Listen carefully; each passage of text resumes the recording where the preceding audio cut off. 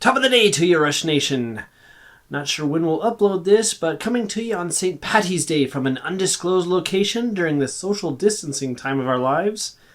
We've had to make some changes for this edition of Between the Pipes, but we'll get through this, so let's roll into that intro and dive on in.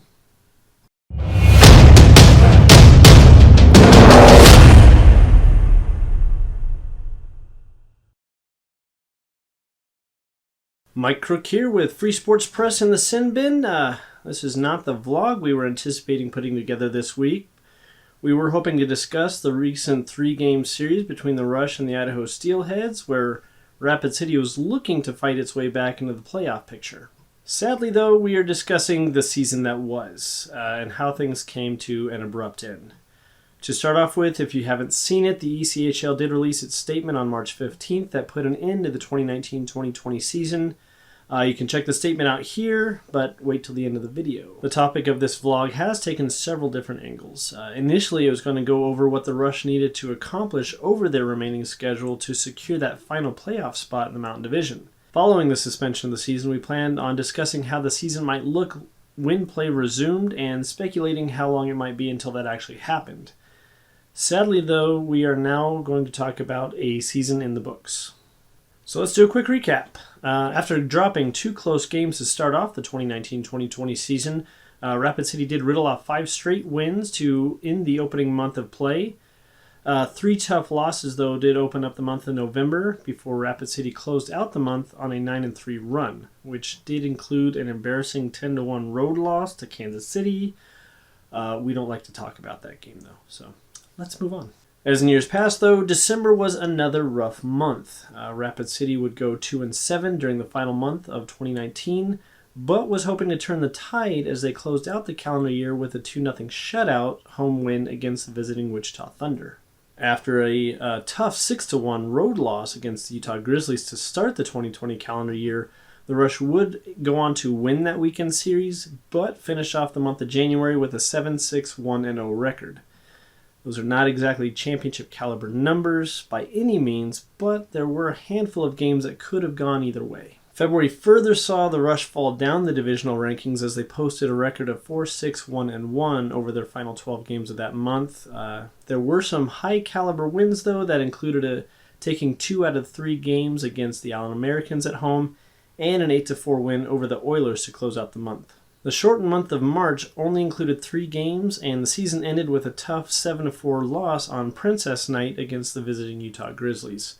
This was after staging an epic comeback the night before to top Utah 5-4 in overtime. So by the time the dust settled and the season came to abrupt close, the Rush found themselves in 5th place, a mere 2 points behind Tulsa for the final playoff spot, but with 3 games in hand over the Oilers. Now, could the Rush have closed the gap and overtaken that spot? That's entirely possible, but everything is pure speculation at this point. Rapid City did have games of pure dominance over the season, but they also had games where nothing seemed to go their way. So while we wish we could bring you more highlights like this,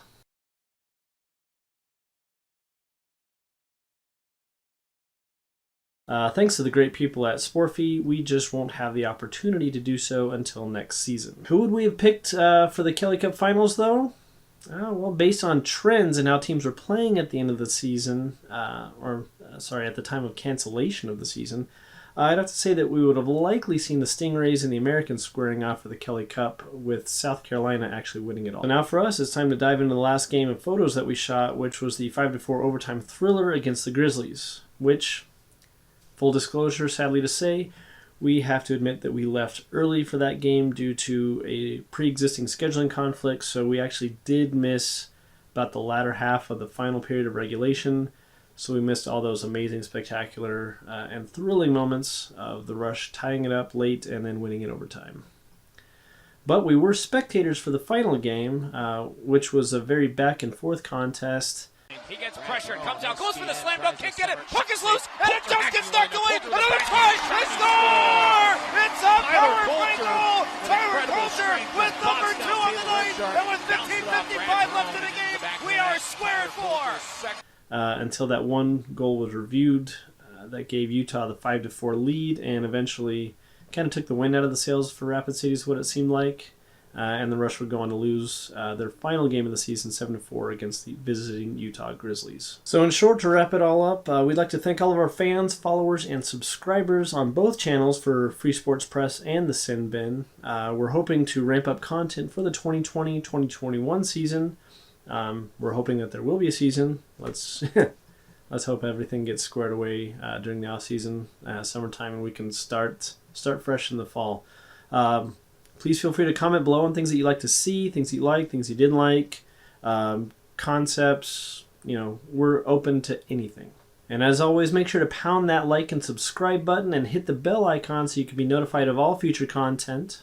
Stay safe, keep up that hand washing, because this too shall pass, and we'll get back to life of normalcy, hopefully soon. So see you in the next one, and one quick shout out. I'd like to wish a very happy birthday, belated by the time this is uploaded, to my wife, Sarah. You're amazing, and I love you very much.